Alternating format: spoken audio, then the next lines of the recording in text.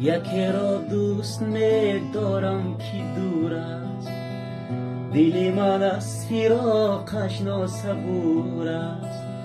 نصیبی من بکن او را خدایا، مرا با او بودن شرط و ضرور است. بین ما فاصله ها، بین ما دشت و بیابان و کوه و دریاها. عکسی زیبای تو را میبینم و میگیرم، به تو من میمیرم، به تو من میمیرم، به تو من میمیرم، به تو من میمیرم. دوستان عزیز، بسیار میخواستم که در روزهای کنسرت عیناً همین سرود را با شما یک جای سرایم، یعنی هم آواز من شوید.